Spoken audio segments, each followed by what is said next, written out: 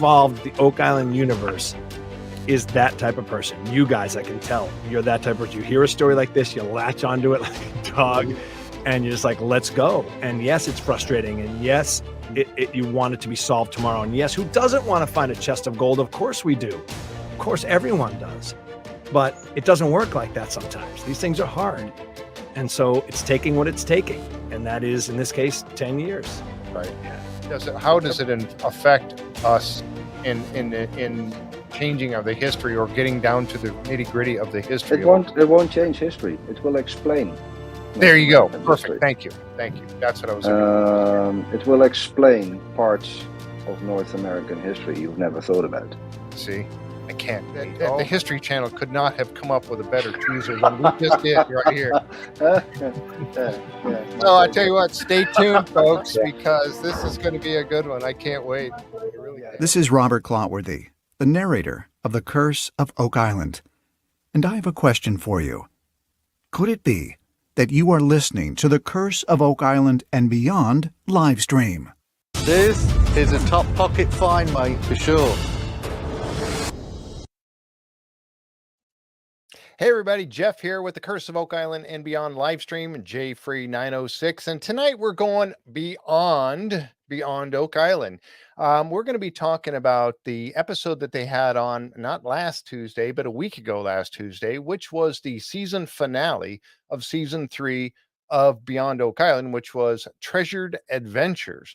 And if any of you guys watched that show, they kind of went through some of the different episodes that they had during season 3. They talked about the Atocha, they talked about the Witta, and they talked about some of the folks that we have tonight with us. And I got quite a slew. I've got Jess and Mike Groleau along with Todd Berg that were on Poverty Island, Return to Poverty Island, and we also have Tim and Ross Fisher. Well, it looks like we may have lost Ross, but anyway, Tim and Ross Fisher that were on North Carolina Gold. So we're going to talk with all of them. We're going to have a full house, and I'm going to bring them up right now so we can get started with this, and we'll start bringing them in here. Hey, there's Mike and Jess Groleau. How you guys doing? Hi. Good. And there is Tim Fisher. What's up, guys? North Carolina Gold. Oh, what happened to Todd? Where'd he go? He said he got booted. Hang on. Oh, there's Ross. Hey, what's going on, guys?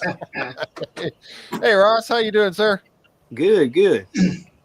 So we're gonna kind of go over a little bit, looking a little bit deeper into what is going on today. And there's somebody coming out of your ceiling back there, but that's all right. We'll just don't mind the crew in the background working there. That's John Smith, or that was the other diver. The other diver, John Smith. Hey, wave, John. How you doing? Oh, we lost Ross again. Okay, well. He just texted me. He lost his internet connection. He's trying to get back. All right. Well, he's out in the boonies. He really is. Yeah, even more than we are. All right. So yeah. Oh, look there. We got good evening, Jeff and Youpers. Well, I'm a Youper too, so I just don't happen to be there at the moment. I happen to be doing a little bit of the snowbird down here in Florida, so I'm enjoying the warm weather. So, but anyway, so let's get started with this. And because because Tim and Ross, I have a limited time frame, we're going to go with them first. And we're going to talk a little bit about North Carolina Gold.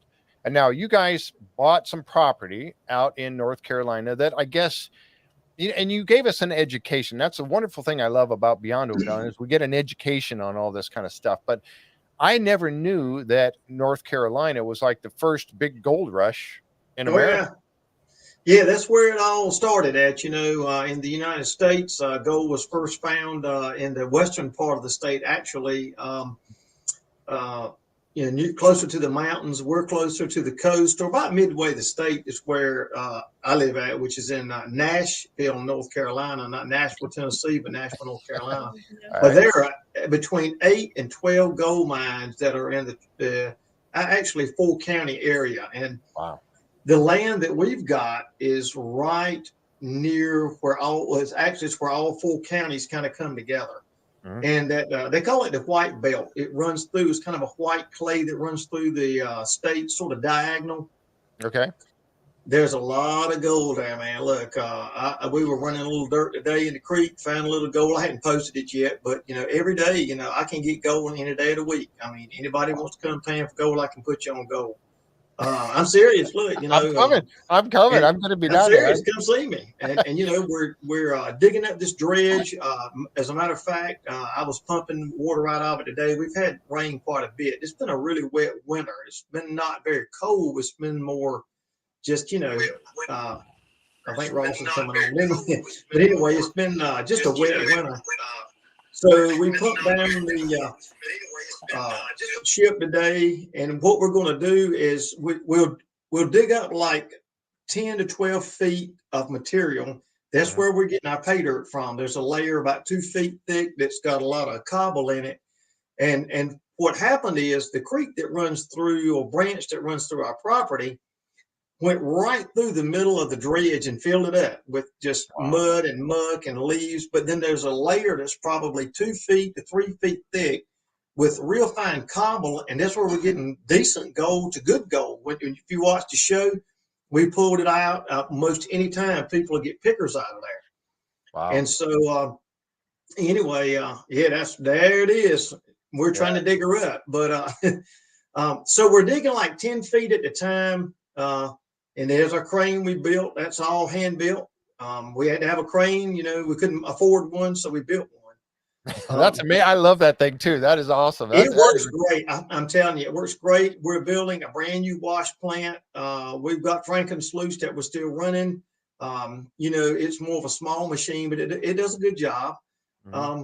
But as we dig 10 to 12 feet, what we want to do is add deck work. So I need to get you some newer pictures or videos. What we've done is now we've got the front, probably 16 feet of the dredge put back. We're putting all new timbers back. And once we do that, we're moving forward now with the pilot house. So what we're trying to do now is get the pilot house built. It's 2 stories, so we want to put her back just like just like it was originally, but it will still stay sunken. So everything below the water line, once we dig it out, will still stay wet, and it'll keep that beautiful, beautiful wood preserved. And everything above the water line, we're putting in brand new, all treated material, but we're bringing like 6x6 beams down to the bottom and fastening it to the bottom of the dredge so that it's all new timber that's supporting the new timber on top. Wow. So, we're, like I say, we're trying to get now to the part where we've got the pilot house, 2-story pilot house put back. Like I say, we're trying to get now. Hey, Ross, turn your volume down a little bit, Ross, or somebody's, whatever you're watching on, if you're watching on something besides your computer there, because we're getting an echo. Yeah, we're getting an echo back there. So I'm sorry. Go ahead, please. No, but just that. Yeah, but that's something that we're trying to get done. Is as we move 10 or 12 feet, we rebuild. I know we should be getting a magnetometer. They should be sending it from Oak Island. We should have either gotten it today or it may be Monday, but it's on the way. It's already been sent from Oak Island, so we'll be using that for a little while. Yeah, I'm excited about that. To see what we can find is buried on that ship. If there's any boilers, or we know there were 2 boilers on the dredge. I don't know if they were removed, but any metallic artifacts, So that's one thing that we're doing. There's a picture of Franken sluice. That's Franken sluice. She's all home built, man. This thing is awesome. I mean, we saw it in operation on the show when Maddie was out there. Yeah, it does. It looks like it works great. I mean, that's a good job. Maddie was really, really excited. I tell you, it just worked out. Just you couldn't have asked for anything to work any better. We ran the material that we were getting off the dredge, and lo and behold, I think there were 4 or 5 nice pieces of gold in there, as well as small gold. In the show, they showed the gold, but they didn't show all of it, because when we showed it in the pan, that was not the whole cleanup. So right, it was more gold in there than actually what was shown. But yeah, there was a little picker in there.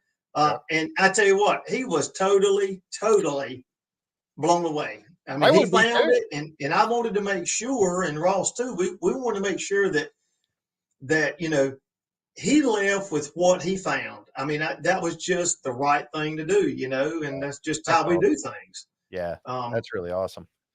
and it's cool because you guys as well, you know, they want us to come back next year. They talked about that.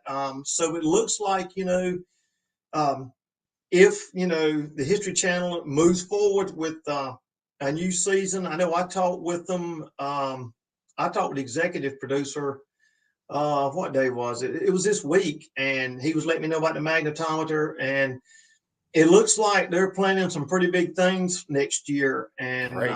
if, you know, the History Channel moves forward, you know, I think they're waiting to make sure that, you know, Beyond Oak Island, you know, is going to get another season. I know they have to wait till the ratings are all in, but it sounds like, I know that we've got some really big things coming up if that's the case. There's some really big talk about some things they want to do with us.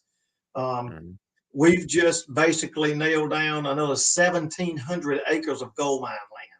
So when I say it's been opened up, it's been opened up. So we've got a lot of territory. We got more than we can hardly do right now, mainly because, you know, I don't know if you saw our video from yesterday. I did not. No, I didn't catch that one. Yeah, I posted a video yesterday of our assay lab. We were donated 2 old buildings from the early 1900s, and so we had them moved to the gold mine to give it that old flavor, and we've been working on those just about around the clock. So the one that I'm working on for me is set up to be an assay lab to start smelting more gold. We can retort, you know, get the mercury away from the gold, separate it. So we've got a lot of plans already in motion for that building. And then Ross, the building that he's got, more of just a trading post, you know. So. Yeah, one of the folks was asking a question here, said, how deep does it sit? So the actual dredge, we see the layer, is that like the main deck we see about ground level? That's the main deck, and what happened is, how much of it is underground? Yeah, go ahead. Yeah, it's 10 feet underground. It was 2 feet of overburden on top of that dredge. We took off 38 trees off the top, and I mean, look, it was a major operation. I mean, look, it took 2 years, and like you guys were talking about, you know, with y'all's ordeal with going through the state and the federal government. Oh my gosh, let me tell you, it took me 2 years for me to go through the state and the federal government and the what do you call it? The historical society. Oh my gosh, man. It was quite the tangled up mess, but you know, I stuck with it. I told them, you know, to start with, they were like, well, I said, look, I'm like a bulldog. When I bite, I ain't letting go. So we're going to finish this, you know. And so we stuck with it, and it took 2 years because actually the History Channel had talked about doing 4 episodes when we first started this.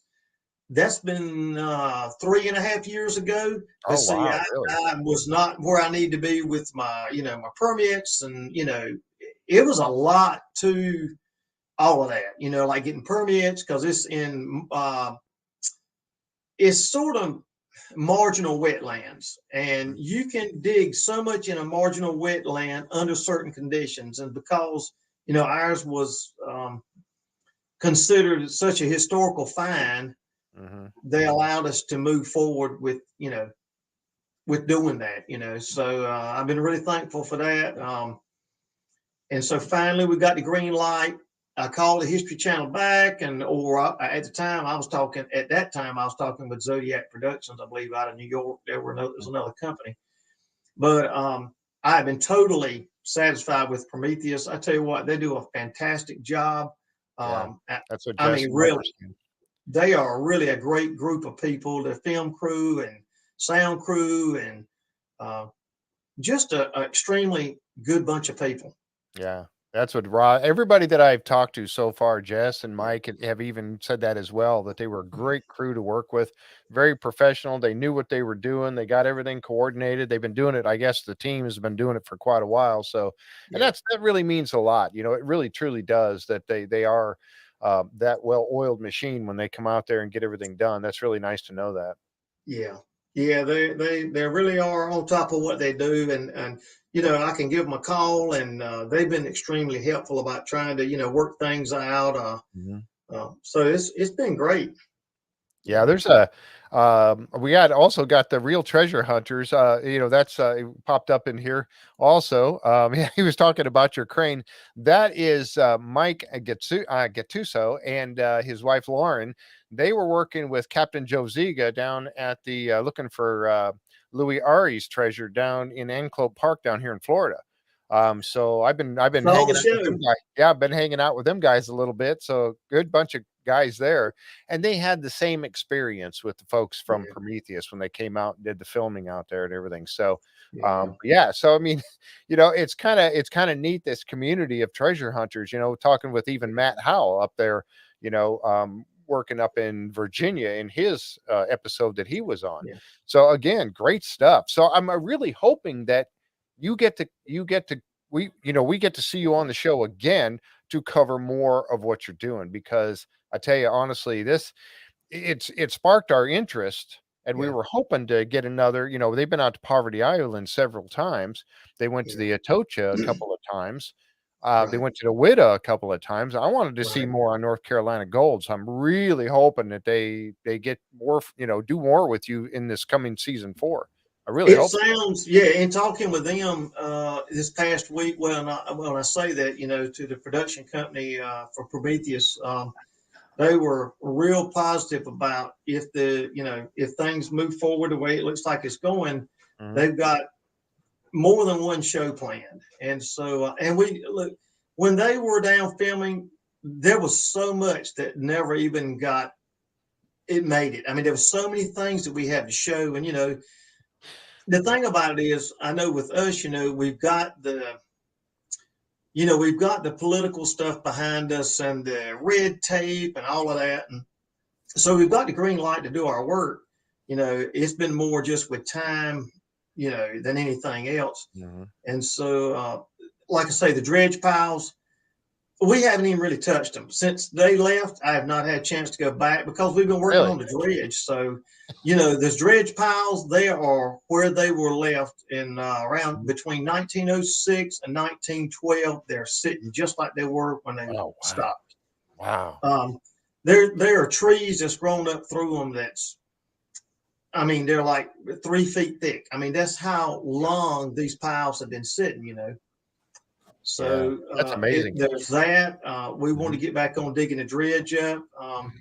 So just, man, there's just all kinds of stuff. And the other thing that we're getting ready to build, we're working on 2 other projects. Really? Yeah, we're working on building a bigger wash plant. Mhm. And the other thing is we want to build a drill machine that we can move around fairly easy to start boring. We'll start doing drill holes. That's in the works. We're building it all in-house. Wow. And so that's the other thing that we're really interested in. Just to give you guys a heads up, that's the other thing that we were pushing, is to get this drill machine put together so that we can start testing soils all over the property. And then, like I say, we've got all this other land. So that's another thing that we'll be able to do, is test that land. But I tell you, there's so many gold mines in the area that people still to this day do not know about. I mean, you talk about it and they still don't know. So Yeah. um, Tell me a little bit about this drill. Now, is this something that, how does this, is it like what we see on Oak Island? Is it like a 6-inch, put down a 6-inch pipe in the ground? I mean, if you don't mind, kind of tell me a little I don't bit. mind. I don't mind telling you about it. Basically, it'll be like either a 4-inch or 6-inch. It depends on the soil, because there's a lot of veins that run through the property, which is really cool. You'll see exposed veins. Wow. I was reading what it was saying. Yeah.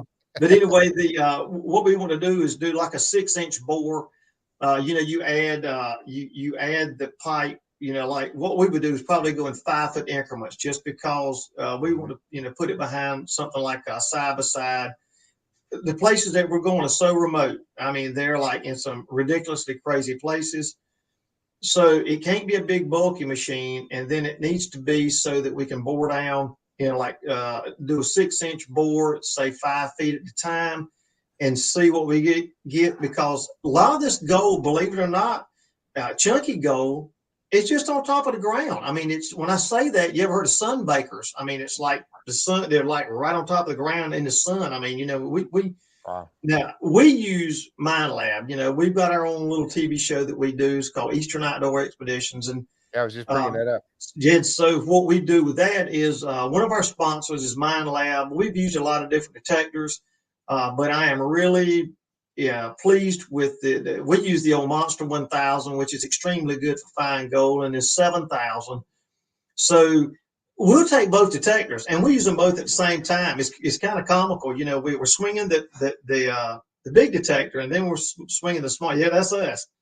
So, the last video I posted is that's at the Essay Lab, but we're swinging the detectors, and if the Monster doesn't get it, the 7,000, if there's anything there deeper, it'll get it. So what you do is when you get a read on that, then you dig down a little bit, then you hit it with the Monster, and that's actually your pinpointer. So Really? yeah. So we use funny. both detectors, but they've been really good. We've had a lot of good use out of those. That they've just seemed to work really well. I know for our location, we have a lot of red clay, and that's one of the reasons I feel like the gold miners, when they got a chance to go somewhere else, they left North Carolina, because it is a very dirty job. I mean, it's red, sticky clay, and it'll steal your gold. So when you're mining, you've got to take that into consideration. You look like you've got orange fingernail polish on, because what's happened is that clay just stains everything. Yeah.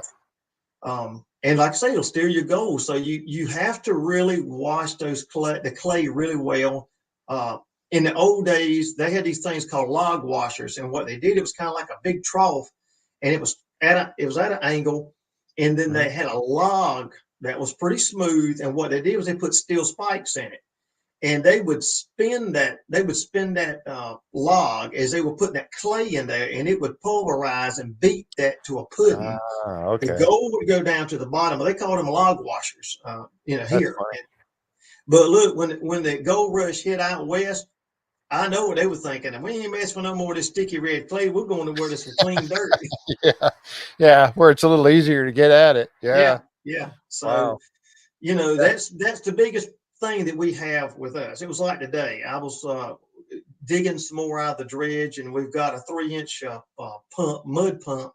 And so we try to make a slurry to get that out, and then we pump it to a retaining pond, and then there's another pond, so a sediment pond. And so, you're having to get that clay beat down, except to where the gold layer is. When we get to where the fine rocks are, we know that's where the gold is more than likely going to be. We dig that out, we put it on, up higher, let it dry. And once it dries, then we bag it up, and that's we sell that pays for our fuel. Wow. But other than that, we mix the other into a slurry and pump it out, and there may be gold in that too. We haven't really done much checking of that just because we just hadn't. Wow. Yeah, there's just so, like you said, there's so much going on. Jan was asking, how big is your team? Do you have a regular team of people that come out there and help? Yes. One guy named Frank, he drives an hour and 20 minutes to help us every weekend. Wow. Very loyal. Kevin was with us in the show last year. He had cancer, and we knew he was, it was a terminal type cancer. And we loved him like a brother, and it was tough. He passed away around Thanksgiving. We did think that, we thought he would, be able to make it a while longer. And that's one reason we were trying so hard to dig the ship up, because he had such a passion for it. Yeah. And he was the guy that flew the drone, the aerial pictures you see. He's the one that did all of it. Oh, wow. He's the one that did all of that. He was the tech savvy guy. So that really hurt us a lot. been hard when to get past. Yeah, I bet. Grip, we call him Grip. He's the guy that built the crane. I come up with blueprints. We started, picking metal up here and there, wherever we could find it. And, we got donated some metal and steel. And so he built it. Took 3 months to build the crane. And we put all 12-volt, everything is 12 volts. So in other words, we use car batteries or deep cycle batteries. So we have winch motors in it that runs everything. So, it's stealthy, quiet, and, we can, use it anywhere, as long as we've got a good battery. You don't have power, do you? You don't have any power out there, do you? It's very remote. I mean, it's probably a quarter mile off the road, through the woods, and part of it is swampland. So, we've got some high ground, so you have to kind of go around to get to where the dredge is. Mm-hmm. Ross is my son. So he's the fourth, so it's myself, it's Frank, Ross, Grip, and then Kevin that was with us. He passed away. He was in the show when they filmed it, but he since passed away.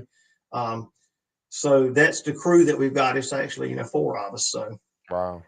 Now you have like a campground and this Eastern Outdoor Expeditions, so people can come out there and actually go out and pan for gold or do. Explain that. Talk about that a little bit. Yeah, we split. Well, when we bought the gold mine, we split it up. My son wanted half, and we split it up. And at the time, it's funny, we did not know the dredge was there. I mean, for 2 years, we didn't know it was there.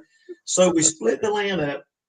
He actually lives there now on the higher ground, and I took the low ground. So he wanted to start a campground, so we built some cabins and, with a log facade to give it that old timey look. So you could be just like an old miner in a cabin, and, the branches nearby, there's gold in the branch. And then we also have pay dirt off the dredge that, you can run through. We've got equipment there. So anyway, we've got that. And then he also has shark tooth piles, because the other thing that we do is we pull up the big megalodon shark teeth. I thought I was going to show this picture again. And I was like, I was going to ask you, is that one of them right there? That's one of them right there. Yeah, we pull a lot of 5 and 6 inch teeth, and it's really cool, man. They're all prehistoric, and they, we pull them off the same creek that runs by our place. When it goes into the next county over, that's when you start finding the fossils. The museum people tell me during prehistoric time, about where I-95 is for us, it's a major highway, goes, from New York to, to Maine to Florida. Yep. So that's kind of the corridor. So everything east of I-95 was basically underwater. And the museum people tell us that about where I-95 is was the shoreline during prehistoric time.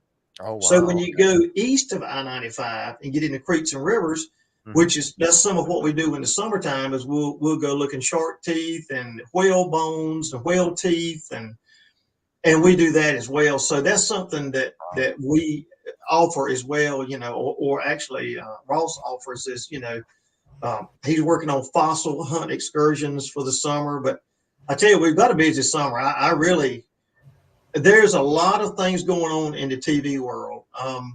They're supposed to be filming a major motion picture there in October, a big motion picture, and they want to use like 4 scenes there of a mine shaft. And so the LA producer came and says, could you do it? And I said, sure. So actually it's on Ross's property. So he was one that ended up saying, sure. And his that's how it went. So that will be done filmed in October. And I asked him, I said, now, are you sure this is something you're thinking about, or what? He said, oh no. He said, all the contracts have been signed. October, we're going to be ready to do something. Be ready. Wow. Okay. Wow. So, and I know that Beyond Oak Island, they are wanting to do a few shows.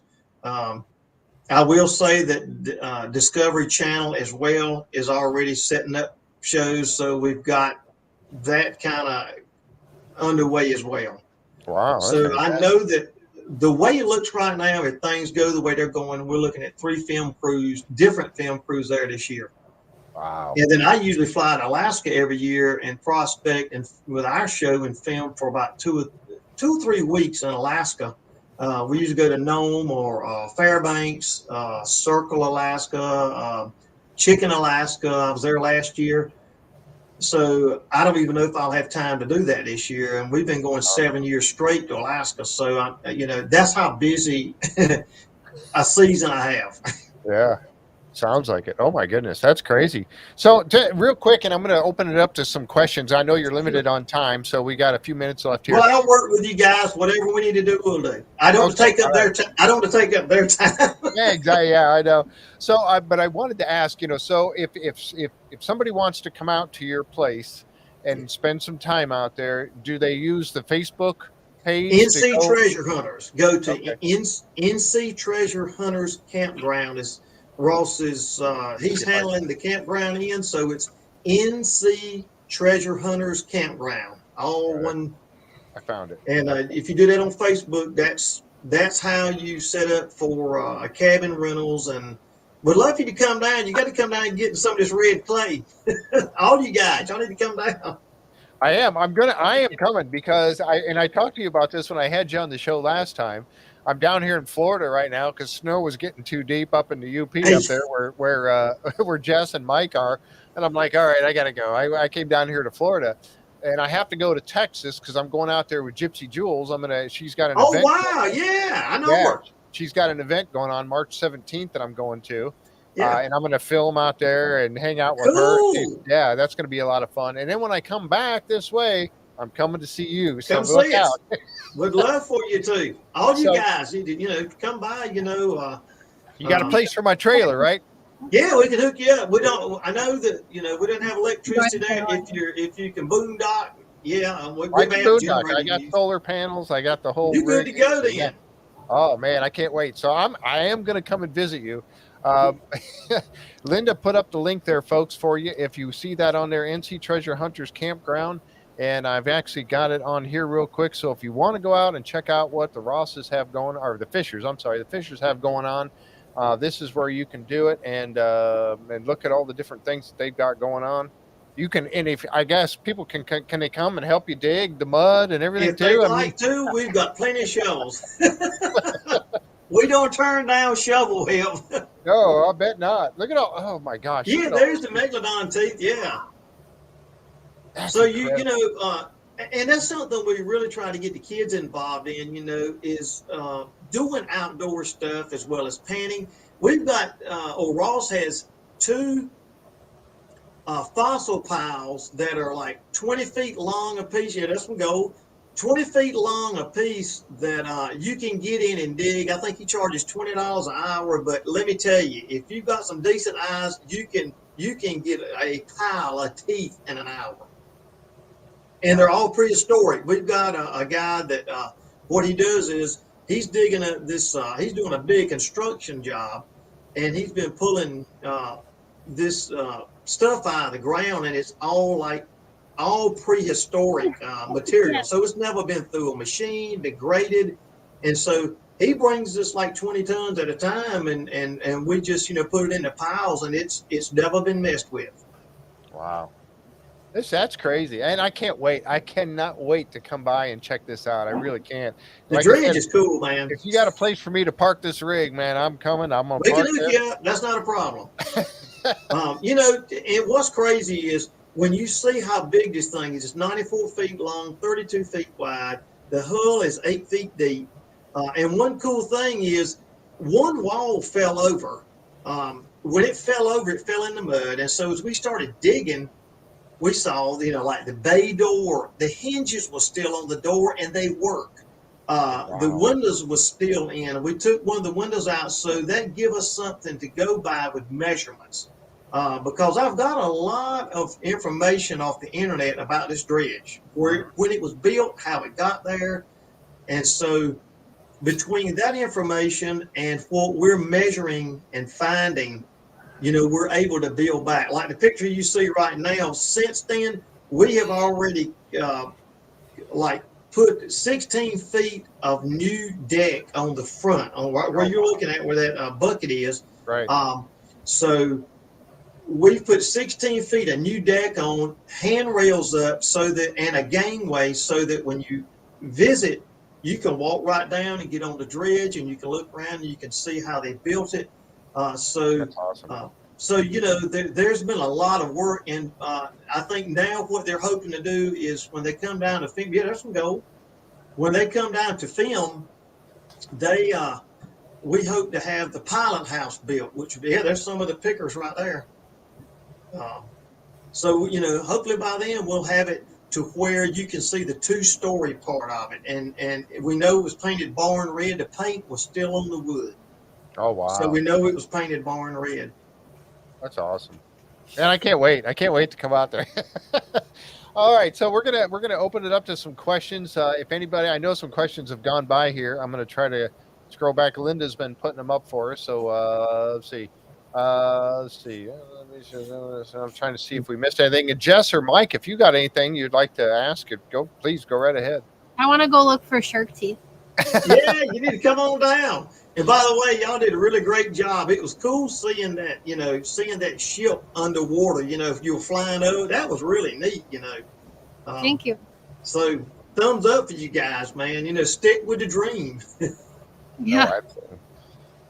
Yeah, absolutely. Let's see. So if anybody has any questions, go ahead, throw them up in the chat real quick, and we'll get see if Tim. We lost Ross. But is he out? You said he's out by. He's at the gold mine, and it's funny. Grip lives up there too, within like a mile of the gold mine. Mm-hmm. And the only way he can talk to you on the cell phone, he has to go to a certain spot in his house. Oh my God, it sounds like UP. Yeah, he just can't. He can't communicate. Yep. Standing outside going, I got no sense. Yeah. That's what Can he's you hear me doing. now? He's using the phone right now. He came here for phone time. He do what now? That's what our worker in the background. He just came for phone time. That's the only spot to use the phone. Oh man, that's funny. It is funny. He's up there on the scaffolding. Yeah. Do you have a still? What? That's a good question. Todd texted me, and he lost all internet connection. Oh wow. He's way out there too. All right. You know, we just got an alert. We lost it at home, but we're out at the airport right now, so we got different service out here. So yeah, our internet went out at home. Wow, that's devotion. Here's an interesting question. I said my only question is, are the megalodon teeth good for making wind chimes? Well, I don't know. What do they? I wonder what they sound like. Probably not. I tell you why. I mean, they're pretty dense. And the thing about it is, you know, I mean, they'll break if you. I mean, they're not really fragile, but if you know, if you were to drop one on a concrete floor, it would break because it's fossilized. All right. And you know, I don't know if it would cling well or not. Something we may have to try out. I was going to say, AO, well, you know what to do. Go out there and dig through the pile and get yourself some of them and make it and see what happens. There you go. Yeah, see what happens. That's right. And then let us know what you made and how we can do that. Oh my gosh. Yeah, I can't wait to come out and check this out. I've been talking about that on the show a little bit ever since we had you on last time. Yeah. You know, that I want to come out there and spend a little time. And if you don't mind, I got a metal detector too. I don't know if I'm allowed to do that, but I'll come out there. I got it through Gypsy Jules helped me get it. It's a nice Garrett rig. Mark Hoover, who was actually, I've had him on the show before. He's working with the guys out in Treasures in America out west, but he lives here in Florida. So he took me out, was showing me some of the good stuff about using my Garrett metal detector and helping me out with that a little bit. And I tell you what, I'm all about treasure hunting now. I know I still love Curse of Oak Island is about treasure hunting. That's what they're doing. So I can still follow that and follow, you know, and then we got Jess and Mike are out there, you know, they're on the water or in the air, you know, flying. Yeah. Or diving, might be scuba diving. Yeah, exactly. Scuba diving and stuff. And then you guys, and then what a contrast from all of that. And then you guys finding this dredge in the woods in this old creek bed. I mean, the treasure can be anywhere, right? I mean, it could be. You know, I asked the guy that when we were looking at the land to buy, you know, they wanted a lot of money for at the time. And I'll tell you this about it. You'll like this. To show you how things work. When we bought the land, we split the land so Ross would have some, and we just split it up. Mm-hmm. And when we bought it, for 2 years, we didn't know the dredge was there. But I asked the guy when we were looking at the land, the previous landowner, I said, there's a couple of metal rods sticking up in the creek. And the branch of water is only like 3 feet wide. It was not just a branch of water. Mm-hmm. He said, yeah. He said, those rods are there because that there used to be a dam here during mining days, and it was part of the dam. And the other thing that was interesting is this guy's dad was a really big archaeologist, and he was big into gold. And he found some Civil War cannon in a river, like 3 counties over. Mm-hmm. And so, I mean, the guy was pretty smart, but his son had inherited this land, and he was telling me about it. And he said, that's a dam from mining days. So I said, well, okay, that makes sense. So a couple of years later, we'd been in Alaska. We had seen the dredges in Nome. We knew what they looked like. Ross was like really adamant. Dad, we need to dig this up. We need to see what's there, because we thought it was like maybe more like a mine shaft, and because there was one place that it was a deep hole, and I had found some pickers of gold there. It was like 6 feet deep. It dropped off, and it was like squared off. And I thought, maybe so. And I kind of felt like it might be a stamp mill, the old stamp mills, because the timber was big that I did see, like the old stamp mills back in the old mining days. So we had a small excavator, and when we got back from Alaska, the water had dried up. The creek, there was grass growing in it because it had completely dried up. Oh, wow. So we scratched the surface a little bit, and it didn't take long. I said, this is not either thing that we were thinking it was, and it's sure not a dam. It's something different. So we moved a little further up, and we dug, and we started to see the curvature of the dredge, the old bucket line dredge. Yeah. It was New Zealand style, all wood, and it looked just like a pirate ship. Man, I said, I can't believe this. We have unearthed a dredge here, of all things. So we had no idea, that was, what it was. And so, and like I say, it's 2 feet of overburden on top. And then the tree roots, when those little river birches, they would just like the roots would spread out. So they didn't go down into the dredge and like tear it up. So it kind of spread out like an umbrella. So we were able to get those off. But like I say, we spent probably 2 years of getting all the paperwork together. It's people that I'll tell you, the people that hear this, most people have no idea the in-depth involvement that it takes. And all of the surveys that had to be done. I had to get a topo map of the property. So you're talking 1,500 or 2,000 survey stakes had to be made to show the topographic land and the layout to know where the lowest places are, like for the wetlands and all. So it was a lot involved, But I will tell you this one more thing. So when we were getting the land, it must have been a really drunk guy that was doing the surveying, because when they were selling the land or cutting it up, because right behind the dredge, believe it or not, 20 feet of that dredge was on somebody else's land, because it zigzagged back and forth like a saw tooth. That's how crazy cut this land. There was no straight lines. And so, I was an older gentleman, and I went to him and I talked with him and I showed him pictures, and I said, I want to be very straight with you and honest. We want to do this thing, but for me to dig this ship up, I can't have 2/3 of a ship. I got to have the whole thing for the state to really comply with me about this project. If I'm spending this much money and time, I can't have 2/3 of a ship. So the guy thought about it. And, I was very, very thankful, because probably most people would have said, nope, I ain't selling that property. But the old guy said, you know what? Tell you what I'll do. I'm going to sell it to you. So he sold me like 3 more acres of land. And so, it wasn't cheap. I'll go ahead and tell you, that was an expensive rest of the ship. Yeah. But we scrounged the money up and did the best we could, and we got the 3 more acres of land. And so that made everything work a lot smoother, once we owned it all. Right. And so that's, but it like I say, it was a 2-year project. Wow. That's crazy. I guess you guys saw too, the deal about the guy that did the Arabia. Oh yeah. Yeah. That was so cool. When I was a kid growing up, I remember reading about that and thinking that was the most coolest thing that could ever do. And then it fell into my lap.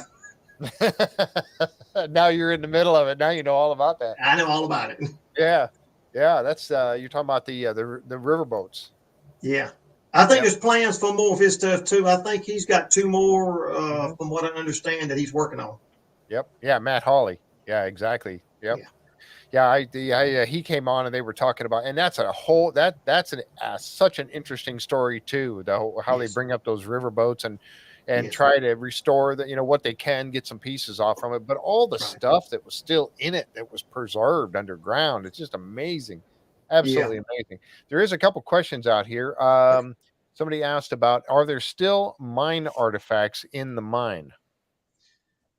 So far, what we've been finding are more like steel hooks where they would hang things on that's in the timber, because mostly what we've been into is partially submerged with water. Okay. So we'll pump the water down, and then we'll start retrieving a few artifacts here and there. I hope that we'll end up finding an oil cart. That's my dream thing to find, would be an oil cart. But we have found some steel hooks where they hang stuff on, and your cables and things like that. But and of course timbering. So yeah, that's about the best I've done so far. And one more question that was up here, and this was about what is the most interesting piece of history you have found out there, if not the dredge itself? One cool thing is we have found 2, not 1, but 2 of the, in an old essay lab that they've got the, what do you call it? The furnace where they would smelt down gold or they put the crucibles in. Right. And they're put together, the ones that we have are put together in sections. They're made out of a special fireproof material, and each piece has a number. It fits together like a puzzle. Okay. So it can be moved from job to job. That and lots of different size crucibles we found in an old dump site. I would say on the dredge, the most unique thing that we found to date that really blew me away. How we didn't break it is a miracle. We found in the mud an old mason jar that had fallen below the deck that had rotted in a spot. And inside that mason jar was a silver tablespoon where somebody had been eating that day, like soup or something. They put their spoon back in there and it fell down in there. It was in the mud. Wow. That's pretty cool. Yeah. And real quick, what's the date on were you able to get a kind of a date of when this 05? It was built in 1905 and shipped there. It was built in New York. Wow. And they assembled it there, disassembled it, put it on train cars, reassembled it in North Carolina. That's crazy. Wow. That is such an interesting story. And I tell you, honestly, I really, really hope that, obviously you're working with some other TV companies, but I really hope that they pick you up again for season 4 on Beyond Oak Island, because we would love to see the continuation of this. And I hope that they help you in some way, like you got the magnetometer coming out, right? So yes, sir. Yeah. So I really hope that we get to see more of this, because that's the one thing about the Curse of Oak Island always draws so many people in, because it's an ongoing story, week after week after week, year after year. It's an ongoing story. And I think that kind of is what kind of took away a little bit from Beyond Oak Island, because we were just getting 40 minutes worth of something. And like you had mentioned, and Jess and Mike have said, that there is so much film, so many hours of film that's taken, and then we only get to see like 1%. Just a little bit. You're right. Right. And so we want to know more. We need more of it. It whetted our appetite, for what you guys are doing out there. We want to see more. So I really hope that you get to do at least one more episode, if not. I'm holding my breath. You guys too, man. I'm looking forward to you guys being on there. All right. Well, I tell you what, I'll be out there, and if you don't mind, I'm going to bring my camera and stuff and all of that because Please do come and I stay. want We'll enjoy to you. film as much as I can and then come back and share it on the show. So Thank really you. appreciate it. All right, so we're gonna jump over and you're welcome to hang out with us. We're gonna jump over and talk with Mike and Jess a little bit and get to. We're already about 50 minutes in here, so I talked your ears off. no problem at all. No problem at all. Sorry. Thank you so much. No. It's fascinating. No, it's all interesting. Yeah. So, yeah. I didn't know there were shark teeth. Isn't that Yeah, cool? you need to come down. You guys need to come on down and hang out. Really, would love to have you guys. We were talking to Laura. We were like, oh, we need to do a like a crossover episode. Yes. I like, just bought her a birthday present. That would be cool. Yeah. Oh, she's got a metal detector. So here's her birthday present. So all right, that's awesome. All right. Yeah, so I'm gonna have to hook up with you now and do some metal detecting. Please do. Come on out and check it. There's stuff to find. I'm gonna do it. Absolutely. I'm not even gonna bring that. I'm gonna just look for shark teeth. She'll be in the piles. Shark teeth. Yeah, my megalodon teeth. You'll find one. I'm telling you. All right. So Jess and Mike, tell us a little bit about what's happening now. We saw on the episode, just last week that you have a bit of an update. We know that there was several shows or a few shows before you guys, I think 2 or 3 of Poverty Island. And then you guys were involved in it. Actually, you guys were involved in one of the previous ones, but you were a support boat or something like that going on. But take us through that a little bit. Go ahead. You want me to go? He'll tell me. No talking. Yeah, so we started out just through a set of circumstances, knowing Rick and the film crew from Prometheus was up here, and they asked if we'd be willing to help them run a boat, like a camera boat, a chase boat. So we did that, and then we just talked to them after the show and was telling them about some dive sites and maybe some places to look. And come next spring, we get a call from the producer, and we're talking about it again, and what he thinks we should do to help them find the gold. And I told them, and from that point they said, well, do you want to be on the show as local knowledge? And we said, sure, if you think we're the guys. So yeah, one thing led to another. We're on the show. We found that wreck, and then since the original airing of the show, we've been back out there, I don't know, 5, 6, 7, 8 times, and side scans and UAVs and doing all kinds of research. And what it is it's what's a UAV? The drone? Yeah, underwater. Well, I guess that would be. Never mind. But so, anyways, that's where we're at with it. We're just identifying targets. It's like the ships are destroyed down there, large portion of them. So it's almost like a crime scene. And you're looking, when you're diving, if you dove, you're kind of looking through a straw, at a little area at a time. And so you're looking at all that evidence and trying to find pieces and parts to put together so that it makes sense. So you can approach the state and say, hey, this vessel is this. These are the salvage rights we want, or this is what we want to do, apply for this or that permit. So that's really the hang up right now, is getting enough evidence together to go to the state and the Army Corps of Engineers with. So yeah.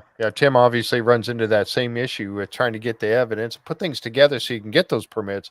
That's the thing is that, you guys were out there on the TV show. The first time we didn't really get to see you, but then when you came back to return to Poverty Island, obviously you guys were front and center, which was awesome. We got to see what was going on. And this time, right off the bat, Maddie was like, okay, we're taking this to the air. And you guys flew over. Whose idea was it to fly over and see what you could see from the air? Was that your idea? So it was actually when we were talking about them, we said we'd fly over the island because I have a private pilot's license and we fly quite a bit. We fly over the island and she would take pictures, the lighthouse and stuff like that. So when they asked us to be on the show, they asked about it, like, hey, can we see this, the little bit of the shipwreck that's up on the rocks there, which is probably only 10-15% of it. Right. Can we fly over in your plane and do it? And we ran into some roadblocks there with insurance and other things. So we ended up chartering a plane and we flew over, which made it better anyway. So Right. a lot more Then you room can look out the windows more. Yeah. That was actually the first time that I saw the ship from the air, Wow. like ever. I don't know. Yeah, it's actually hard to see. They got a really good shot of it. They had a drone up with a polarized lens and everything on it, and the conditions were just right that day they got it. But whenever I flew over with her, I could point it out and be like, off the left wing now, right now. And I'm like, I don't she's see like, it. I don't see it. I don't see it. You're And that's crazy. why you are insane. You're that's why crazy. you see Rick, say, well, I didn't really see it right away until that last pass, because it is hard to spot. If you're off just a little bit in front or back seat, it changes your perspective. So I think I'm gonna bring up a picture here. And is this the picture you're talking about? it is the picture, yep. So that was actually shot with the drone once we were out there. But so. that's what we saw. But that's what you could see from the air. Plane. Yeah. It's cool. Wow. Yeah, and I guess there's a lot. Well, as we know, we kind of talked about this before when you were on the show. There is so many shipwrecks in the Great Lakes. I mean, all over the place. It's really truly amazing, and that's got to be one of the hardest things I would imagine for you, is to try to make sure you're identifying this particular shipwreck. I mean, without a bell or a piece of wood that has the name of it. I mean, how do you do that? How do you identify it? I mean, and that's where we're at. And on subsequent dives, we found actually parts and pieces that I've found that looked exactly like that bigger ship we saw there, probably 400 or 500 yards to the north, wedged in between a couple rocks, a piece of decking with a rib on it that clearly came from that ship. So I mean, stuff scattered around that site, but then it's carried off as well. So yeah, Jan's asking if the water's choppy and just the right way, it masks the boat, you wouldn't even see it, I would imagine. You wouldn't be able to see it. Yep. No. When they were here, like we said, even the wind, there was the one day the windmills weren't turning from the air.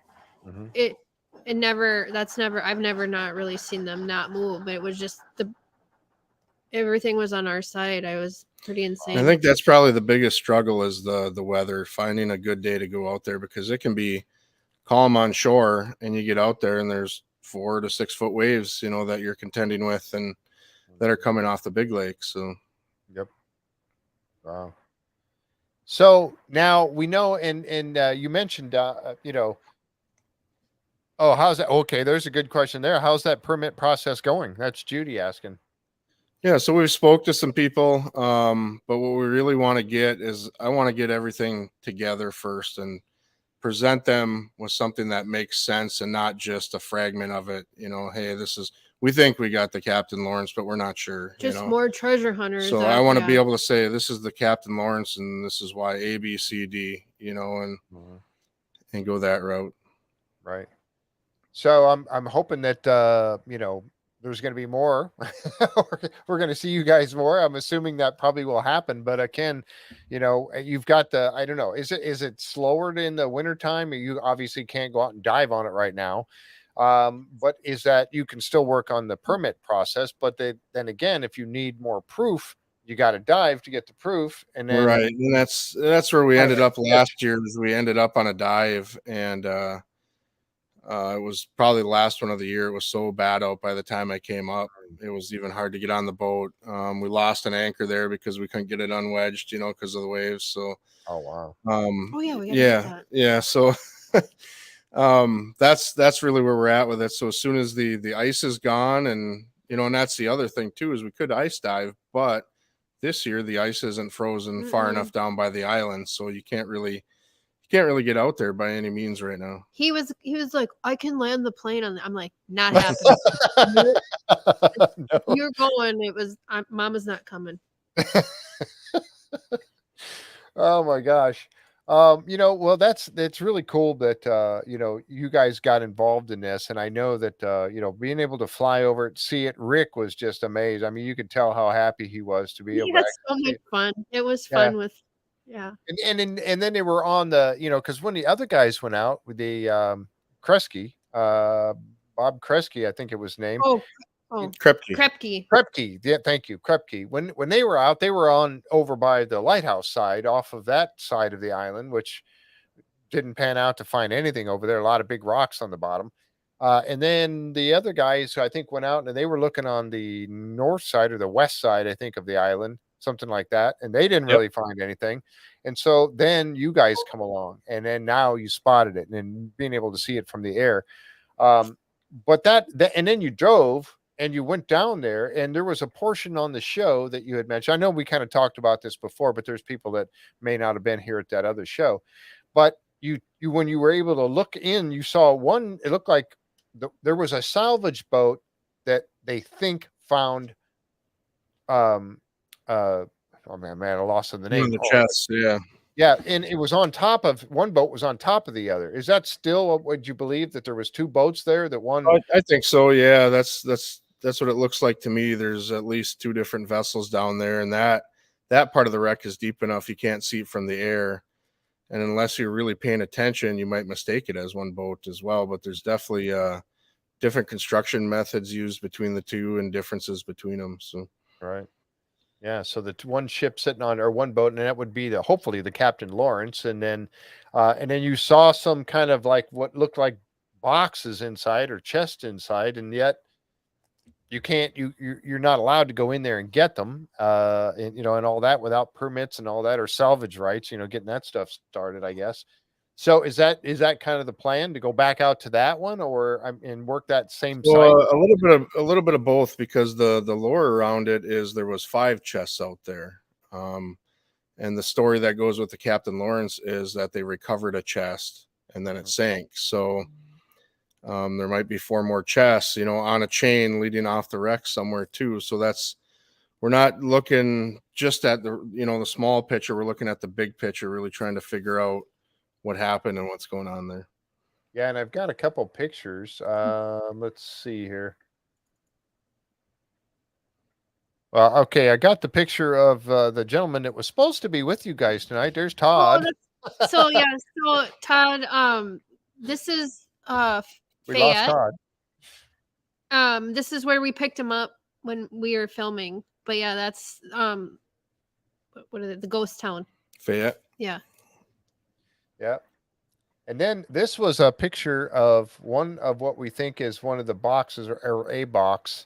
And you see some of the rocks down here. And that was one of the things that I kind of had keyed on the other, when they were looking on the other side of the island.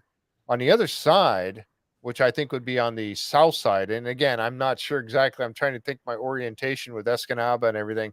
But on the one side, you could see all the different shelves of rock in there. And some of those pieces would break off. And, they always say, look for straight lines and corners, because that's not natural. But sometimes when the rock breaks, when rocks break, they do break in a nice straight line. And you can see some here in the background. But this particular one that you spotted here, I mean, it's got these indentations on it, right here.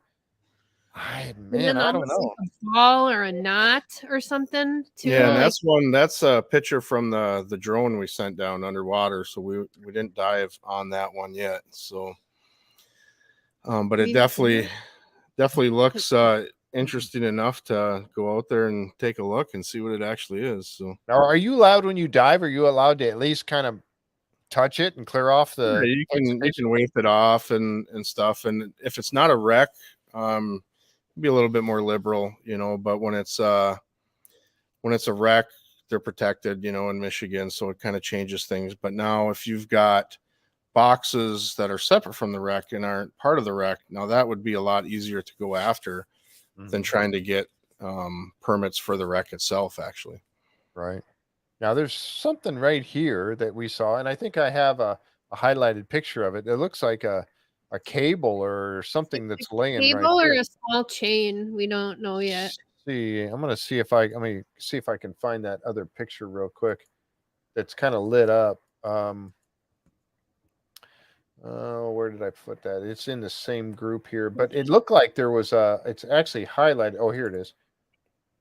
Bear with me a second, folks. Here we go. And this one right here. So that's that same one, the same rock or box or something. And then here, now you can see that piece right here. and highlighted in there that looks like some sort of a cable or something laying there. Now, Yeah. the story was that they tied all these 5 boxes together, threw them over the side with a chain or something so that they could come back and snag them later. So that would kind of lead that, I don't know. That's what the box almost looks like something was cut, like some. Do you know what I mean? Like an indentation and something sat Yeah, in right there, here. where it's wrapped. Yep.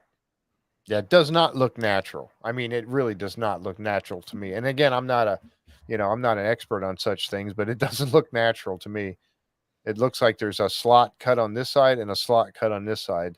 Right. And that's not going to be a rock is not, chances are it's not going to be natural formation on the rock like that. It's, man, I mean, you got to be just dying to get down there again. Oh yeah, I know it's driving me nuts right now. That's so why he wanted to bring the dang plane.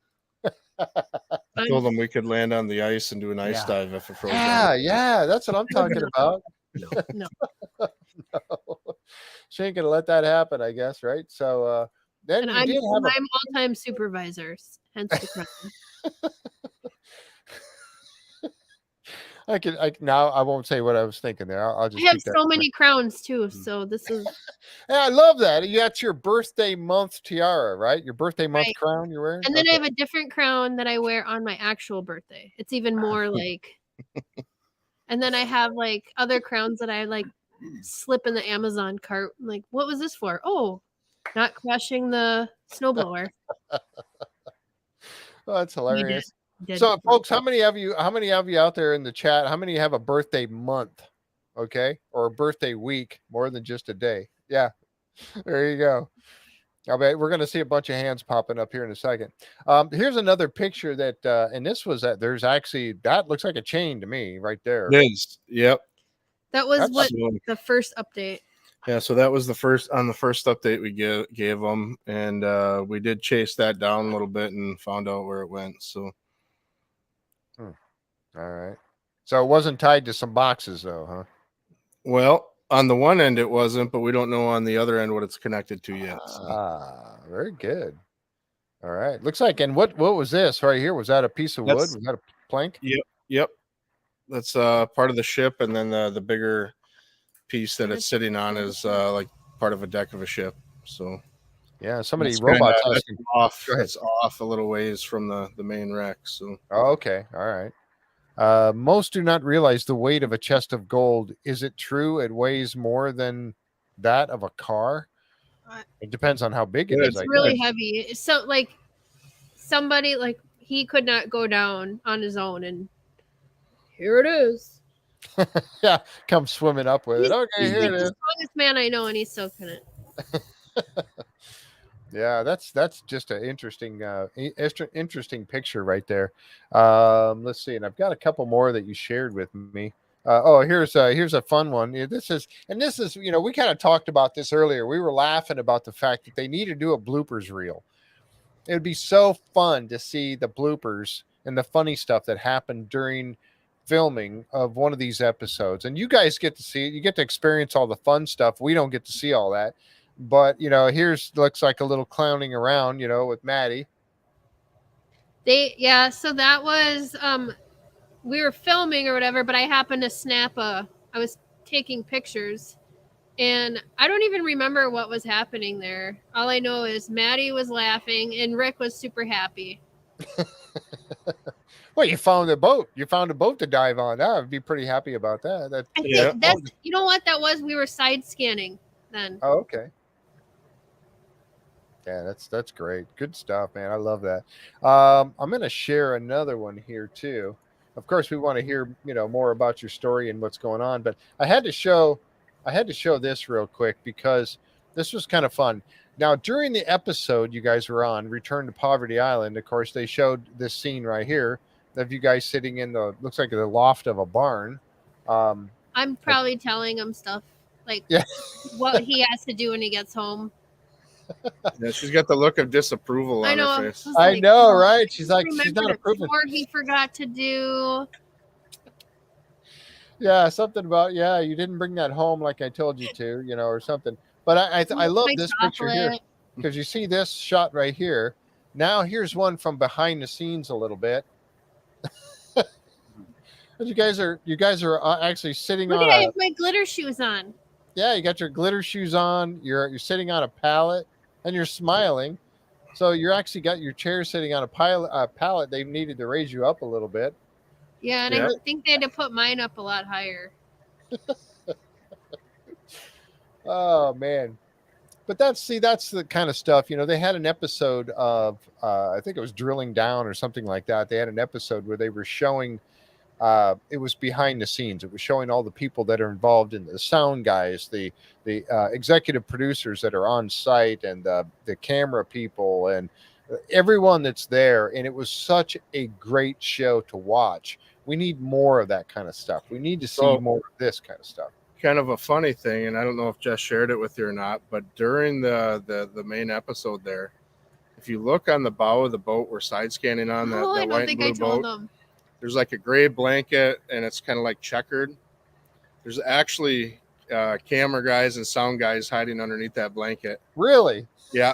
So if you next time you watch it, or if you watch it, look for that, and you'll notice it right away. You don't notice it when you're just watching it, but I have Right. it just pictures of happened. it. We had a blanket on there, and they're trying to figure out how to get this drone shot without them in the background. We threw it on and covered them up, They and were giggling. they're all giggling under there and I laughing. was poking them.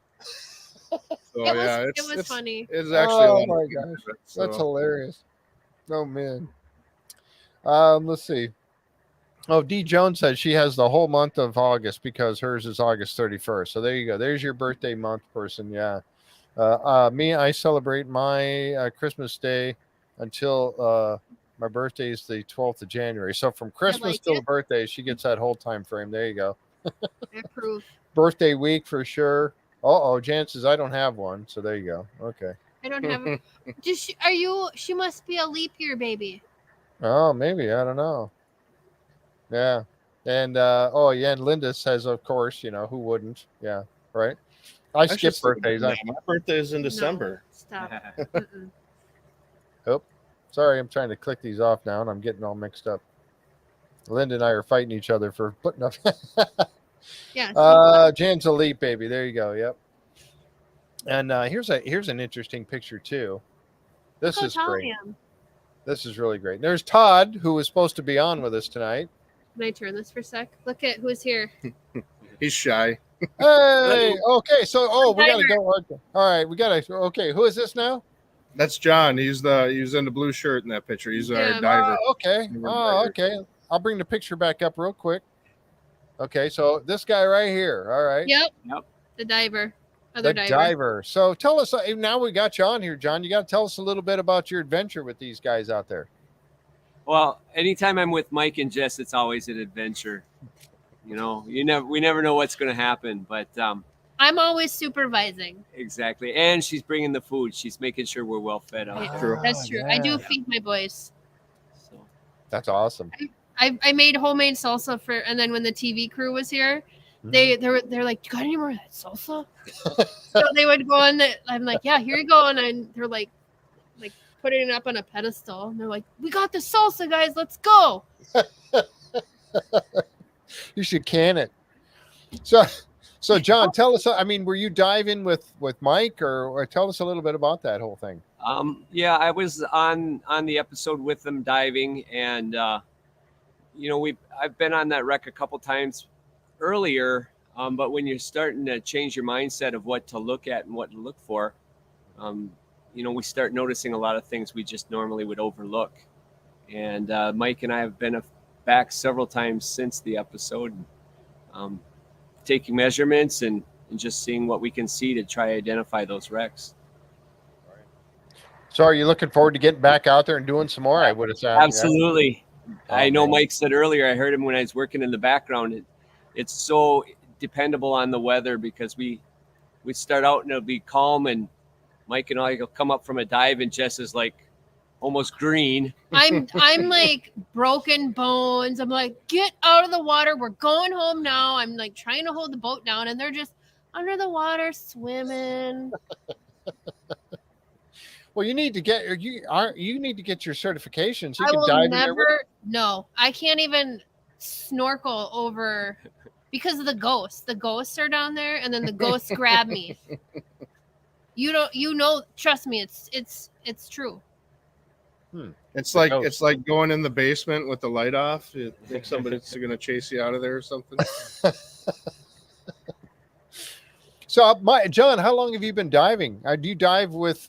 I mean, obviously with Mike on the show, but I mean, I know Mike's part of the sheriff's department. Are you involved in that as well, or? Right. Mike and I have done a lot of training together. We do a lot of diving together. And I was certified when I was about 14, 15 years old. Oh, wow. So Ben, He's pushing 65 now. No. So not quite. That's kind of mean. Just Oh, 60, man. What's that? just 62. 62. Oh, okay. Yeah. Not even there. Just got. Oh, I did no. So the episode where we were the follow boat. So the one that we just helped film. Uh-huh. I broke my arm the night before cleaning out the boat. This one was super happy. He walks in the door and I'm like, okay, don't be mad. And I held up my arm. He was like, you have to go to the hospital. It was all bent the wrong way. Ugh. He was so mad. I'm thinking like, oh great, we're being relied upon tomorrow for a camera crew, you know, as the chase boat, and I'm like, no, I don't have somebody to help me run the boat, you know. So, oh no. But she ended up being all right. She went in and got X-rays, and it was hairline fracture or something, air compression. I handled it. Yeah. No, the Oh, yeah. compression fracture was my fault. Rub a little dirt on it. Get back out there. It'll Yeah, be it fine. was fine. I was embarrassed even That's a going. Youper girl right there. I tell you what, for sure. Ghost, yeah. That's a Youper No, there's girl. ghosts in all the shipwrecks. That's why I won't. So he's like, just get in the water. You're being a baby. And I'm like, we're over the ship. I cannot. You got to bring me to shore. Or like Steve the ghost is going to grab me. Well, And you then know, I've been on paranormal investigations. Oh, let's go. Let's do that together. You want to go on a paranormal investigation with me? And no. No. No, that's why I won't go over the ghosts.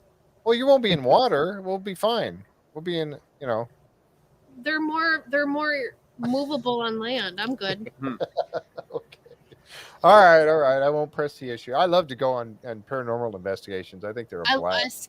I love the scary movies, but then I don't because then, like, he'll like look over at 3 a.m. He's like, "What are you doing?" I'm like, "I'm wide awake. I can't sleep." There's another. Let's see. I had another set of pictures that I wanted to talk about. Now, this was shown at the end of the episode a week and a half ago, where Maddie was getting introduced or initiated into being a Youper, and you know, some of the things that happened on this I thought was really cool. First of all, we have the flannel shirt with the now is that sewn on, or how has that? So my Grammy, so she embroidered it. She has an embroider machine. Oh, that's cool. And I called her. I was like, Grammy, you know, we gotta overnight some stuff, and just bring it over. And she put it on for him, and then that was her recipe too, the pasty recipe. Now, I got to ask you real quick. Now that we're on the subject of pasties, okay? There's always the debate: ketchup or gravy. both. Both. Oh, both. Really? I would do both. Yeah. I'm a gravy guy. I got to do the gravy. Ketchup is not. You know, I'm a gravy on a pasty. I don't really eat. Mike puts ketchup on everything. Everything.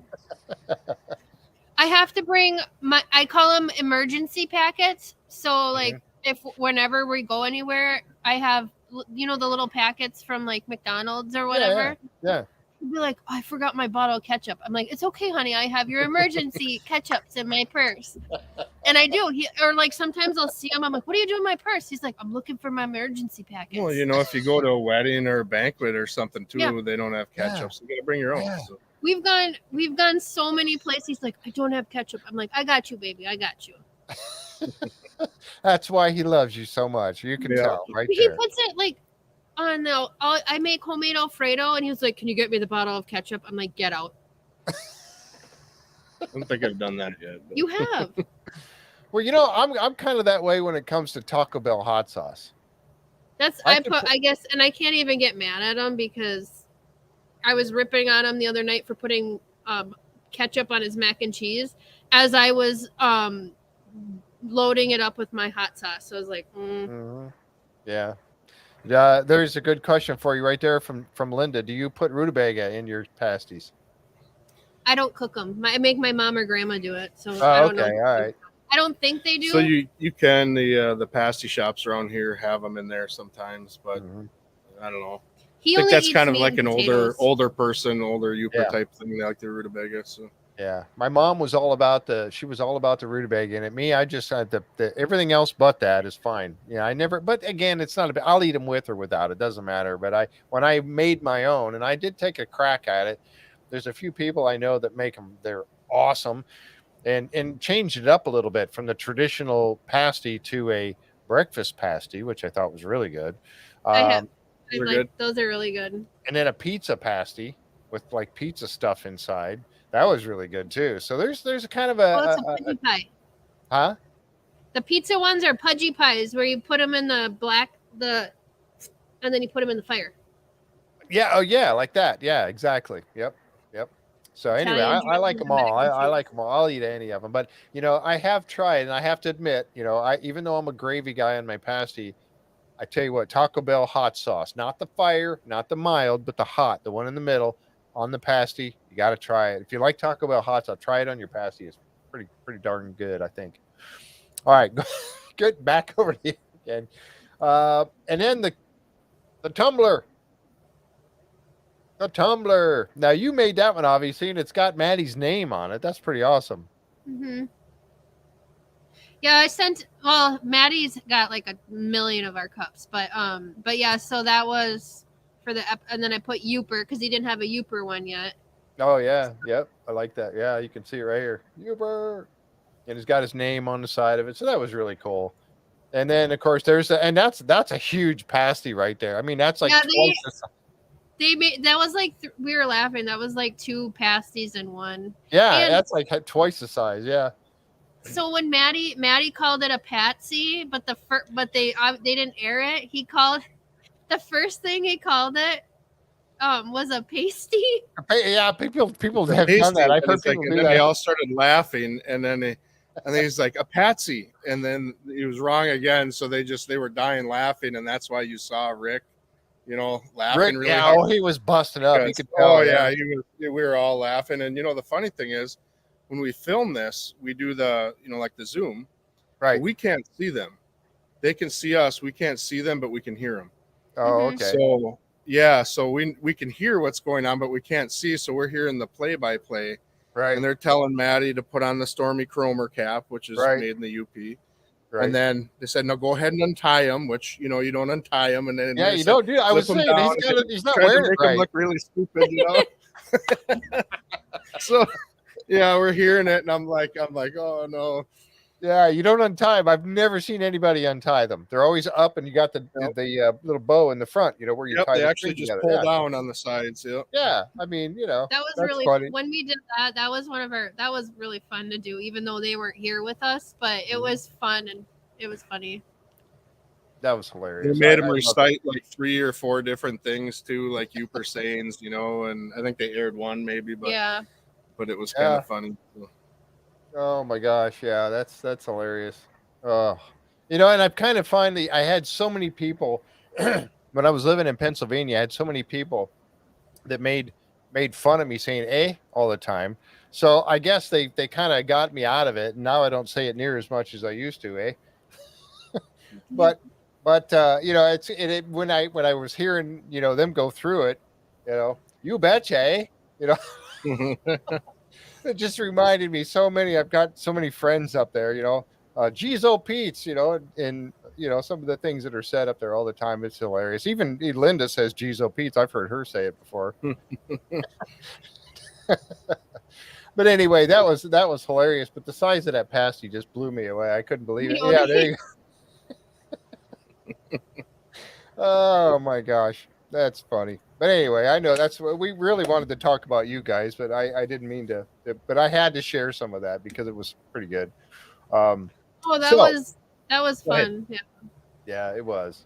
Yeah, good time. And I tell you honestly, and you did the engraving on the top of the box too, right? Yep. Did Mhm. Rick make that box? Did he actually make the box? No, that was just one I just grabbed Hmm. from Hobby Lobby quick because it was, hey, can you do this? Oh yeah, we need it by, you got to overnight it. I'm like, oh, I think yeah. that was something we thought of and threw in, you know, Yeah, kind the of like, box. hey, a treasure chest, you know. Yeah, so- so Oh they yeah, didn't- there you go. Treasure Perfect. Yeah. chest, yep.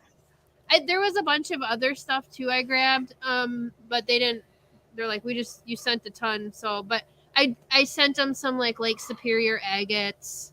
Oh, cool. I don't even remember what I threw in there, but all That's stuff I'm like, oh, Youper. Yep. Exactly.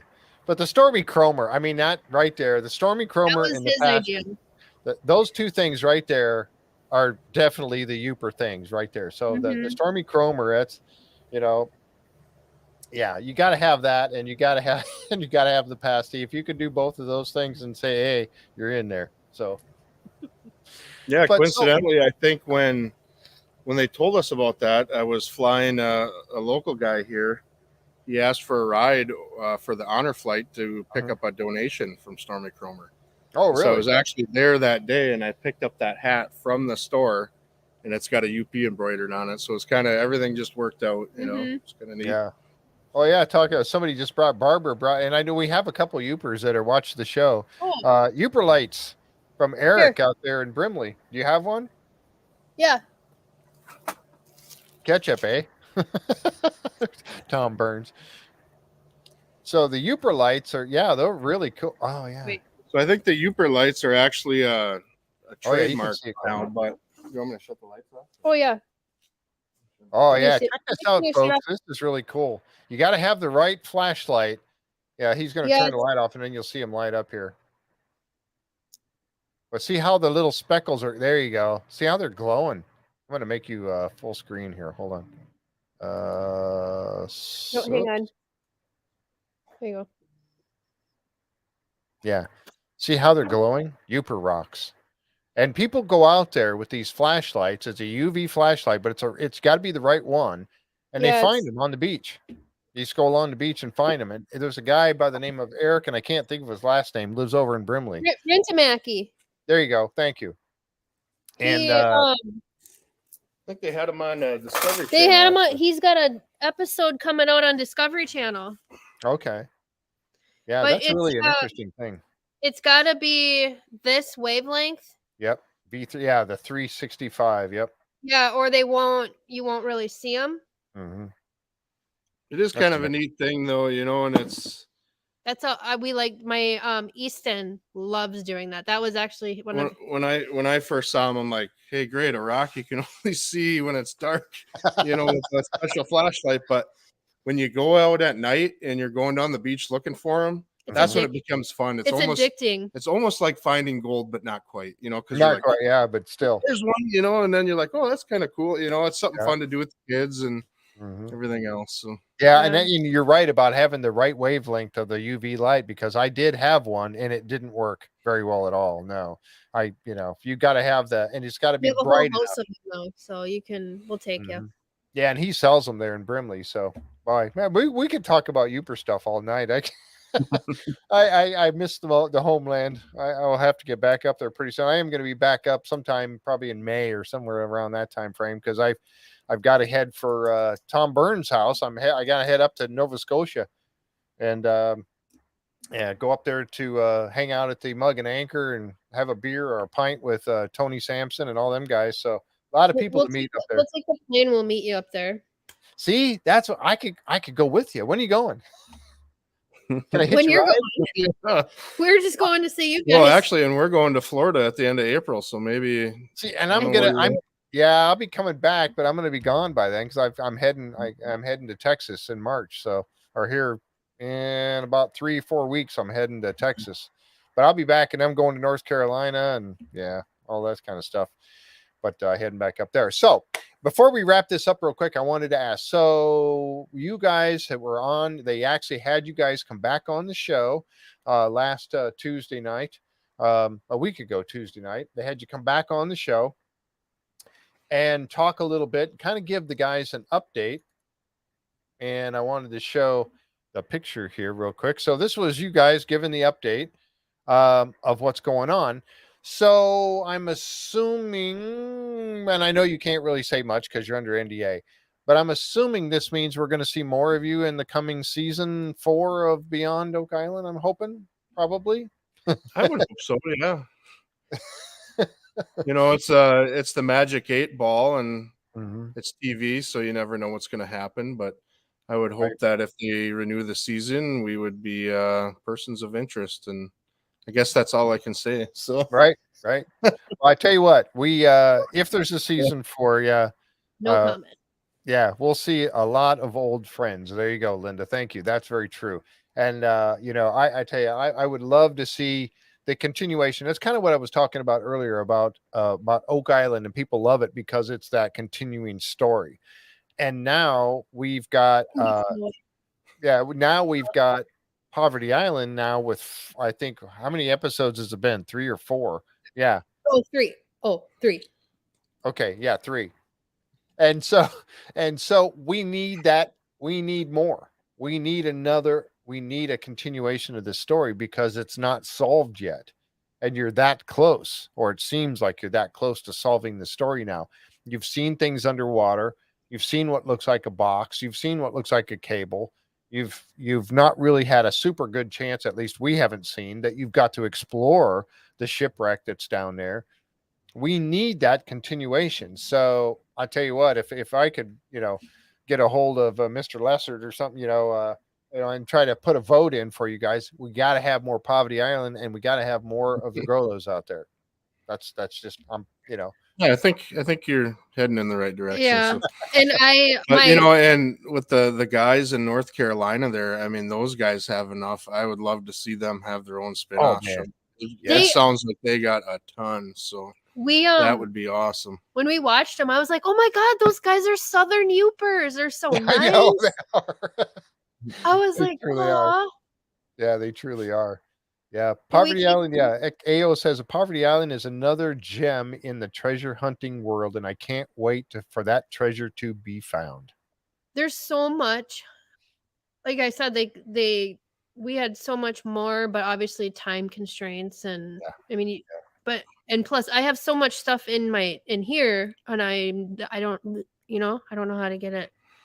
But I think you're right, Jeff. I think they could make that series the Beyond Oak Island and focus on 2-3 episodes per thing. That would probably take off, and you could split them up, throughout the year, but that would, like, you see just enough and then you're like, okay, what happened? Exactly. So, exactly. You're like, where are they at now? Wonder what they found since then. So yeah. Like I Melvin, I'm wearing, Melvin Apt, he gave me this shirt when I went down to see him. The Atocha is a fantastic story. It's been going on for years. Yes, they found a lot of stuff and they've been bringing it up. Great story and all. But in the same thing with the Witta. The Witta is another fantastic story. And we've seen some of that, and they got museums and everything.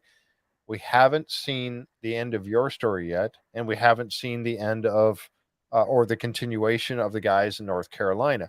I would like to go back and visit again with Matt Howell, because he has a fantastic story going on there in Virginia, and he's a metal detector. He's got his own YouTube channel that's called Gone Digging, and I love that. And I always forget, Linda, what's the name of the guy, the general that he's following? Cornwallis. Thank you. So that we need more of that story too. And so I think if they focus, like you just said, Mike, if they could focus on those and carry those, they could almost be your own 3-4 episode show in itself. I think a miniseries might be in the works for you guys. We keep saying and talking to the producers. I'm like, crossover episodes too, because Mike's like, oh God, just to dive on the Atocha, or I'm like, oh, let me text Laura. Like, how cool would that be to see Upers in Florida, or Exactly. and then or the Floridas and the North Carolinas come up? Right. They're like, where the heck are we? I'm like, this is God's country, you know. Like, welcome to the UP. Yeah, mosquitoes and everything. Yeah, that's the state bird, is the mosquito. Besides the So, eagles. but I think you got a great thing. That's a great idea because it would. If you crossed the shows over a little bit and each of you helped each other out. I mean, how cool would it be for you guys to go hang out in North Carolina for a few episodes? Oh my God! And I could find a megalodon tooth. I would, if I died the next day, just know that I died happy. Okay, there you go. Yeah, so we have to see more of it. And I really hope that you guys get that opportunity. Yeah, like Linda said right there, the Witta is an actual verified wreck, the only one ever. Yes, it is, and it's fantastic. But I want to see more of what you guys, because you have an unsolved story, and so does some of these others that we've seen so far. And I think that continuation is warranted for sure. Absolutely. All right. Well, I'm going to wrap this up a little bit. We've gone about an hour and a half. I hope you guys had a great time. I know we have, listening to the story that you have to tell up there. And again, I really, really hope that you're going to be on. If anybody has any last minute questions, throw them out there quick before we go. I think there was one for Jess that asked if she'd been to Oak Island, and it was not yet, but I think we're gonna make a visit up there this summer. So yeah, when we filmed, because I want to drive an excavator, like the the scooper. Yeah. And then I was telling Rick, and he was like, "Oh, let's call Billy." I was like, "Billy." And so then so I was on the phone with Billy. I was like, "Can I come and will you teach me the excavator?" He was like, "Well, the boss said you are." So yeah, I was like, "Yes." That's awesome. Yeah, they said they're always looking for extra hands to dig. They said so. Oh yeah, see, and you got about 1 million people that would probably jump in on that as well. That I know. I tell you what, I'm going. I was supposed to go last year. Things didn't work out. I didn't make it to Nova Scotia. The plan is to go this year. Henry DeWitt is going back, and we're supposed to hook up with Tom, because Tom is gonna, Tom's got a cabin. Well, he's in New Brunswick. But he, I got to stop over and see, huh? Oh. Yeah, it's right next to Nova Scotia. And so I wasn't good in geography. So I want to go up there and meet those guys in person. So I'm hoping sometime around May or June. So let's stay in touch. I mean, we talk all the time anyway, because you guys need to go out to blue6laser.com and you can get one of these nice travel mug. I call it a travel mug. Jess calls them a tumbler. Blue6laser.com. You can get one of these, $25. You can order it there. It does help out the show a lot. Appreciate that very much. She does a fantastic job on these things. You got all kinds of different stuff up there. I mean, you do more than just the tumblers, right? You got like the Christmas ornaments and stuff like that. Yeah. Too. So my main thing is tumblers. That's what I got really good at. And but like there's other like patches. Like I started doing patches, and I got a hat press now. It's stuck. Oh, it's stuck on there. I stuck it on the thing. There you go. So that's what the patches look like when they're engraved. So. Oh, that is awesome. Yeah, and then they pass on to the hats. Give me that pink hat. I will, Laureen. I will. I'm going to organize a meet and greet while I'm there at the Mug and Anchor or something. Oh, cool hat. Wait. Yep. I did that. And then we have a hat. Is that embroidered or is that? No, it's the laser engraved it and then it cut it out of leather. Oh, that's awesome. But this was my first hat I made. See, and I'm getting some hats made up. They're not here yet, but I'm getting some hats made up, a couple shirts, because when I'm out, I got to represent, right? So, oh, for sure. People want whenever we go places, I'm like, I want that sweatshirt. And I do the same thing. Look, I'm wearing, people, it's cool because, and then they always have a story, and then it's crazy how many times I'll have like the most random sweatshirt from somewhere, and someone will be like, I'm from there. Like, holy crap, you know that place? I'm like, yes, I do. I've been there. You recommended, when I was up there, you recommended a nice restaurant, and that was a great restaurant, by the way. Very good food. Strangles or Drifters? The Drifters. It was either Drifters. Drifters, Yes. yeah. Good Our food. friends Had a own it, great time. so. Yep. But yeah, Lorraine Like, said to probably organize a meet. What's that? I said your plate of food was probably like this big. It was. And it was really good too. So yeah. Um, Listening to Jeff is yeah, very similar. Joy talk. Oh, sorry. I'll be quiet. No, you're fine. You're fine. But yeah, I am going to organize a meet and greet when I get up there, folks. So once I know a date, and I wanted to go up with Henry, so I'm kind of working with Henry a little bit because I want to go up there with him. We got to go by and see Tom, and then we're going to hang out. I'm going to try my best to stay up there for about 3 weeks, maybe more than that if I can, as long as I can work from up there. Hopefully, work's not listening or watching the show. But I want to stay up there for several weeks because there's so many people that I need to meet, and I will try to organize some kind of a meet and greet. But if you guys are flying up there, let's stay in touch because I would love to meet you guys up there too. That'd be awesome. Oh yeah. That'd be a For lot sure. of fun. Mug and anchor. Yeah. I mean, I'm not a great big beer drinker or nothing like that, but I'll definitely have. I told Tony I'm buying around at the Mug and Anchor, so I gotta have a We pint. really don't drink either, so it'd be. I always I'm order good for one, maybe two. I'll order something and then I'm like, I'll have water. No problem with that. There's no problem with that at all. All right. So, oh yeah, Kat says she's in. Let's see. Geezo Pete. Yeah, there you go. Oh, that's the part. Yeah, that's the part. Yeah, Geezo Pete. Somebody, I don't know about the Eastern UP. A lot of people say Geezo Pete all the time. I don't know about your Yeah, side. it's kind of everywhere. And then Holy Wah is big, Holy wow. All right. Well, I'm going to wrap it up here, folks. Hey, thank you guys so much, Jess and Mike. And then Tim already left. So I think he lost his connection and then it just disappeared. But really fun show tonight. I really appreciate you guys coming and joining and staying with us for a couple of hours and then sharing with us. And that's really cool. Anytime. And everybody out here wants to see more of you guys. So when you have an update, so you and I talk all the time, Jess. Let me know when you got an update, and we'll have you back on to give us some info. I know you're if you're involved in filming or anything like that, you can't talk about it. I understand that completely, but there might be some stuff you're doing that's not part of the show. I'd love to hear about too. But we'll stay in touch. And then when we know that you're going to be back on the second return to Poverty Island, that'll be fun. So we'll have you back on. Have to wear a crown. There you go. This is my TV crown. Yeah, it is. I think that it looks good. Yeah, it does. He's telling me to be quiet. He's tapping my leg like, shut up. I want to go to bed. Oh my gosh. Well, thank you guys so very much. Folks, thank you for being here with us tonight. We've had a great time with everybody on the show tonight. I really enjoyed this. I love laughing and having a good time with everyone, and we really appreciate you all hanging out with us. And don't forget that if you hit that subscribe button, we really appreciate that. And if you enjoyed the content of the show tonight, give us a thumbs up. Those thumbs up really do help. They really help to get the show out there to more people through the YouTube algorithms. And if you want to help support the show, we got our Patreon channels, patreon.com. You can find me there, jfree906, or you can visit blue6laser.com, blue6laser.com, and get one of these mugs to help support the show, or just buy any of the other ones that Jess has on the site. She's got a website full of all the different ones she makes. And what's the word from Rick and Marty always say now? Sempre avente. I don't know, something like that. Oh, Semper Avante? Yeah. Semper Avante. Yeah, exactly. Yeah.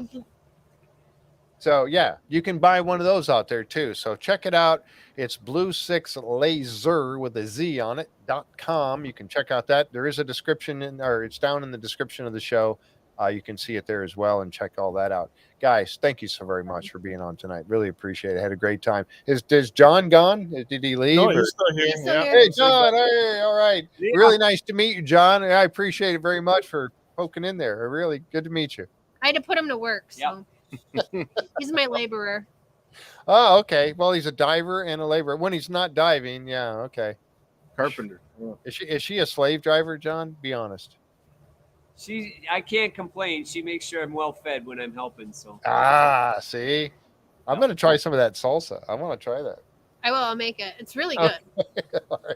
All right, folks. That's it. We're going to wrap it up. Good night, everyone. From right here, J Free 906 and the Curse of Oak Island and Beyond live stream. Thanks so much for being with us. Bye.